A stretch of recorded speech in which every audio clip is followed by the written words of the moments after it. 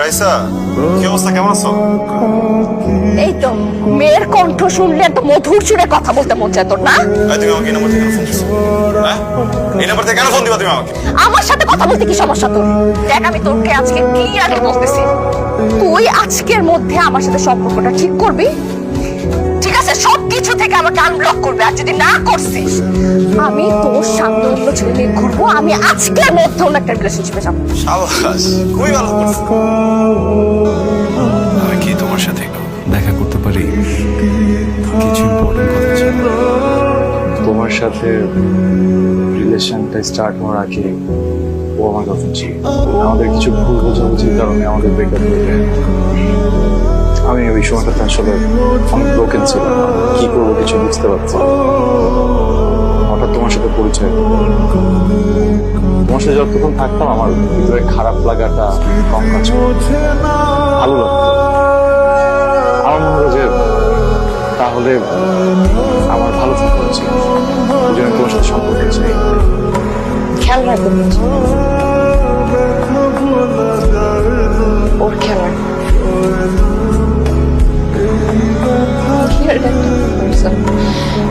ওটা এমন আজ করে জিনিসপাতি মনে করে এগুলোতে কষ্ট দেবে। হ্যাঁ, ওর খেয়াল রাখবে।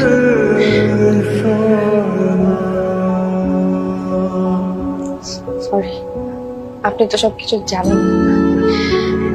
কি বলতেছেন? Sorry, best of luck.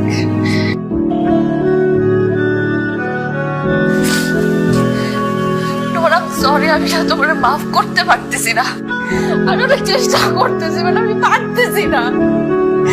কেন করলে এটা আমার সাথে? আমি কি করছিলাম তুমি বলতেছিলাম যে আমি তো চলতেছিলাম, আমি তো চিট করতেছিলাম না, তোমার সাথে কিচ্ছু করতেছিলাম না। আমার সাথে কেন করলে এটা? আমি পারতেছি না, আমি পারতেছি না।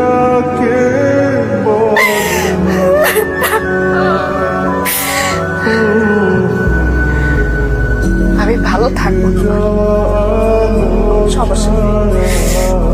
আমি এমন থাকবো না, আমি স্ট্রং হয়ে যাবো, আমি অনেক ভালো থাকবো। তুমি দেখো,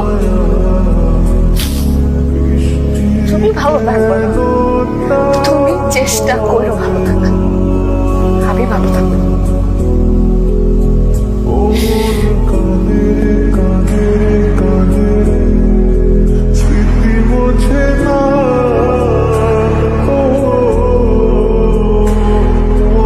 নিজের মৃত্যুর সংবাদ বহন করে একটা মানুষের হাসি মুখে থাকাটা সত্যি অনেক কঠিন কাজ। আমি যেদিন জানলাম আমার সাথের জীবনটা ঘড়ির কাঁটায় বন্দী হয়ে গেছে, সেদিন থেকে আমার হাতে সময় ছিল মাত্র 30 দিন, 720 ঘন্টা, 43,200 মিনিট, 2,05,92,000 সেকেন্ড মাত্র।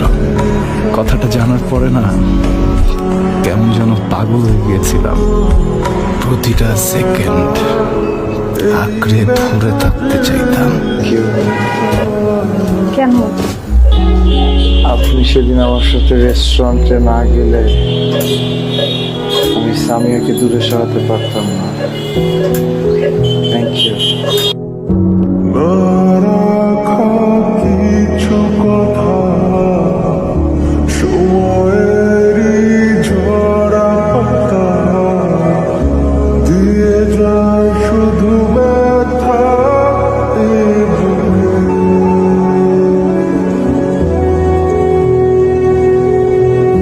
থেমে যাওয়া সেই গানে জমে থাকা অভিমানে বৃষ্টি থামে না দু চোখে।